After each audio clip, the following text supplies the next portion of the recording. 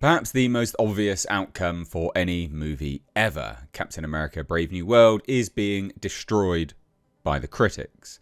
This movie has been a disaster, and anyone who's followed the production is aware of that. It's been a production hell. It will be very, very interesting to see moving forwards what comes out surrounding this film, because what has already come out has been nothing short of embarrassing for Marvel. They shot the film. It was effectively done and dusted.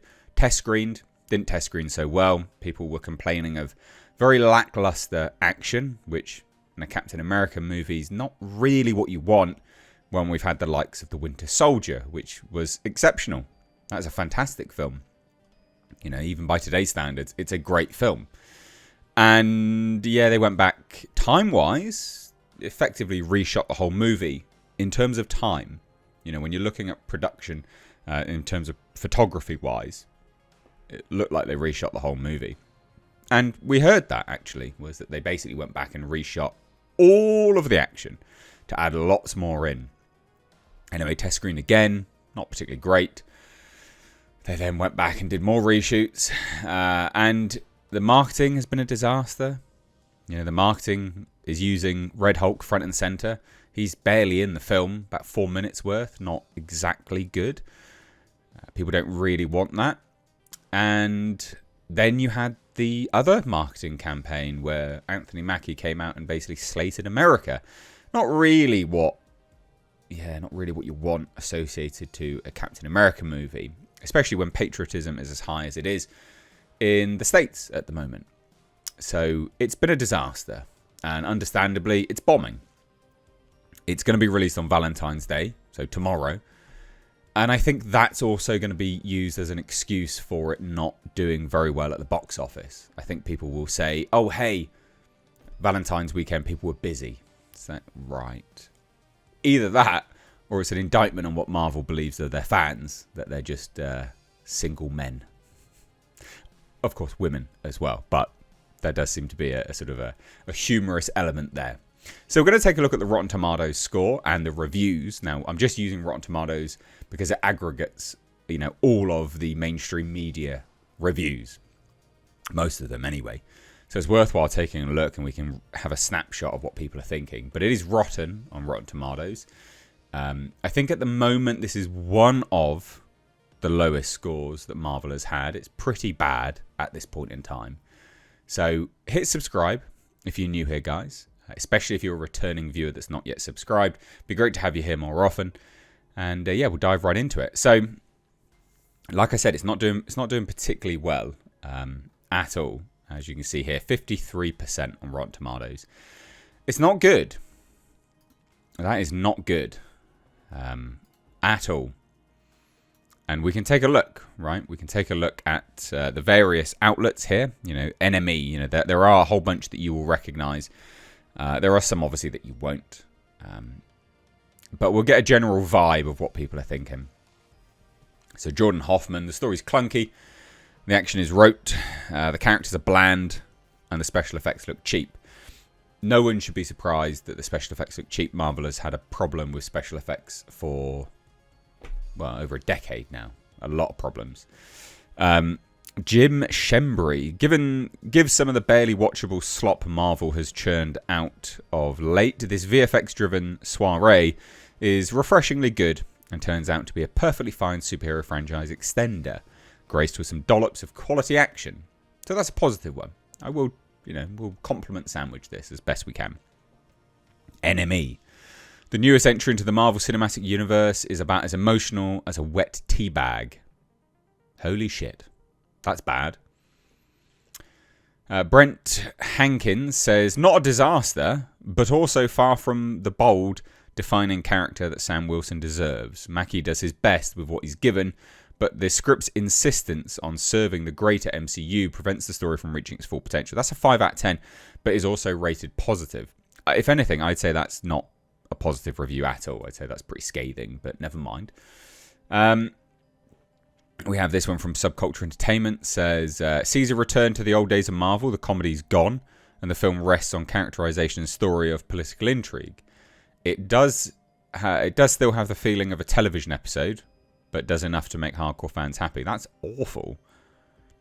It feels like a TV episode. That's not what anyone wants in a couple $100 million movie. What the fuck? A tonally uneven, convoluted and unfocused mess with stilted dialogue, clunky exposition and too many subplots and underwritten characters. Woof. Though there are numerous scribes credited, it seems as though they were all pulling from the same resources. Yes, the film is made up of plenty of incidents, but none of it is new, resulting in the feeling that nothing is really happening. Bad. This one gets the job done, as long as all you're asking is to move the story along and set us up for yet more of the franchise. How is that positive? It serves as an advert for further movies. Jeez. But once the final act kicks in, built around the big reveal that's given away in all the trailers and marketing materials, to the film's ultimate detriment and ruining of surprise, that's when things go downhill in a hurry. Not good. Even the positive are negative. While Captain America Brave New World is only political in MCU terms, which is mild at best, the blockbuster lends some relevance to this goes down smooth scenario, instilling hope for the MCU's future with an entertaining installment. That is actually positive. The rest of the positives have not been positive. A deeply mediocre piece of product that feels like something assembled by committee rather than by anyone with a particular vision of the story that they wanted to tell. There is rumours that Julius Onah was basically booted off the project, the director. So that's interesting. Scott Mendelsohn says, Brave New World is very bad. Imagine that Roger Moore's first 007 flick was A View to Kill. It's a lazy, retrofitted and dumbed-down hybrid of Winter Soldier and Civil War that trades present tense topicality for Incredible Hulk nostalgia. Oof. How bad is Captain America Brave New World? So bad that one really has to break it down to all of its missteps to really figure out how it all went so wrong. Jesus. This person thinks it black girl nerds. Well, I'm not going to believe anything they say, quite frankly, but they think it was good. A grand message here is eye rolling. Especially given what the real America is going through. What's most frustrating is this utterly pointless MCU entry is that for A Brave New World, this is the same mediocrity. Shield yourselves. Fucking hell. Let's get down to some of the more mainstream media ones. If I can find them. I mean, there's some pretty bad reviews here, isn't there? Like, pretty goddamn bad. God, it's just so... I mean, yeah, it's really not... No blockbuster that cost this much should look this shoddy. Jesus. Yeah, people aren't loving it. Not going to lie. Some people like it, obviously. Not a lot of people like it. I'm trying to find... Jeremy Johns. You'll see cool things here and there. Only thing is, you've seen them before in the MCU, done better. Ugh. Fandom Wire, Observer. How the fuck is Movie Bob on here? Jesus. That fucking shows you Rotten Tomatoes is shit, doesn't it? Well, we all knew it was shit, but... Pretty bad stuff, guys. I mean... Entertainment Weekly. We hope it's merely the beginning of that aspect of Sam's story... Because Brave New World's legacy will always belong to Harrison Ford. How is that positive? Empire. Pacey and punchy. This is a promising first official outing for the new Captain America, even if some awkward and inconsistent moments hold it back from greatness. How is that positive? That doesn't sound great. Promising isn't... How's that good? Vanity Fair, they hated it. Jeez. Brave New World is a bunch of characters wandering around in search of meaning, the Marvel machine creaking loudly as it tries to whip up some grand mythos around these B-tier figures.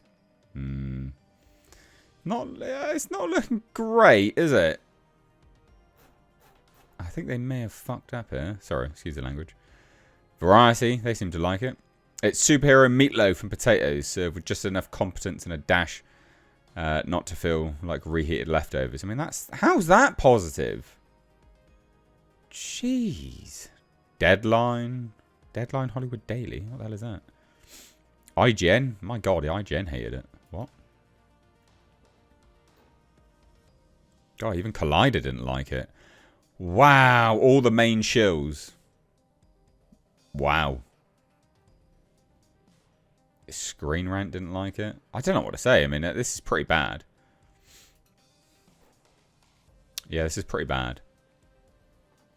Anyway, I'd love to hear your thoughts. This was just a good bit of fun, to be honest. This is not a surprise. This should surprise absolutely no one who's followed this production. But still, it's fun to take a look at.